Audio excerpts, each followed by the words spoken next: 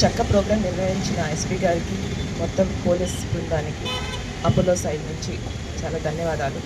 నేను చాలా చక్కగా చెప్పారు అందరూ.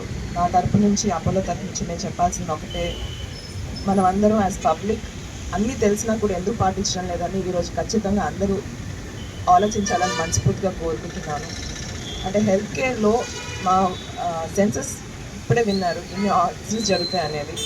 రోజుకి 2-3 ఆర్టీఏ రావడం అనేది చాలా బాధాకరం విషయం.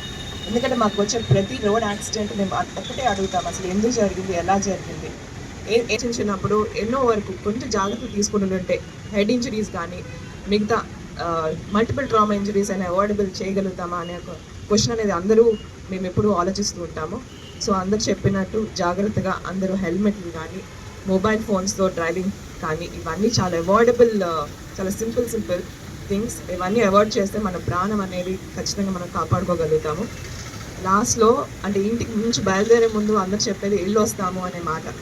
ఆ ఇల్లు వస్తాము అనేది అందరికి ఒక హామీ, ఒక మన ఇంటి వాళ్ళకి తిరిగి క్షేమంగా ఇంటి చేరుతామని ఒక హామీ. అది ఎప్పుడు మనం గుర్తుపెట్టుకొని జాగ్రత్తగా మన కోసమే కాదు మన ఫ్యామిలీ కోసం కూడా మనం ఈ జాగ్రత్తలను తీసుకోవాలని మనస్ఫూర్తిగా కోరుకుంటున్నాం. Thank you. తన వంతు బాధ్యతగా ప్రికాషన్స్ తీసుకోవడం అనేది కంపల్సరీ. నేను 2 ఎగ్జాంపుల్స్ చెప్తాను. డబ్బు ఉందని చెప్పి హెల్మెట్ పెట్టుకోకపోతే రోడ్డు ప్రమాదమే ఆగదు.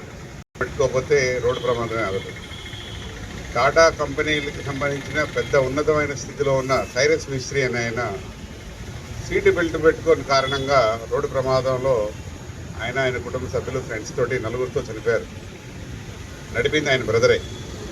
సుమారు 1,00,000 కోట్ల ఆస్తిపరుడు, కానీ ప్రమాదాన్ని ఆపలేకపోయాడు. ఆస్తి ఎంత ఉన్నా కూడా మనం చూస్తున్నాం. చాలామంది గొప్ప వాళ్ళ ఫ్యామిలీ మెంబర్స్ అందరూ ఎన్టీఆర్ గారి కుటుంబంలో ఇద్దరు కోల్పోయారు. ప్రతి వ్యక్తి తన వంతుగా హెల్మెట్ పెట్టుకోవడం అనేది తన రక్షణ కోసం అనేది తెలుసుకోవాలి.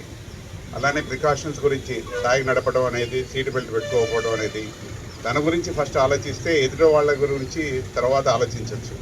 అయినా కూడా మనం తెలిసి కూడా చేస్తూ ఉంటాం. ఇవన్నీ ఈ అవేర్నెస్ ప్రోగ్రామ్స్ తెలిసి చేసే తప్పుల్ని అవాయిడ్ చేయడానికే వారోత్సవాలు, మాసోత్సవాలు, ప్రభుత్వం ఎన్నో ప్రికాషన్స్ తీసుకున్నది. కాబట్టి ప్రతి పౌరుడు బాధ్యతగా ఇవన్నీ రోడ్ రూల్స్ పాటిస్తారని చెప్పి కోరుకుంటూ సెలవు తీసుకుంటాం. Thank you.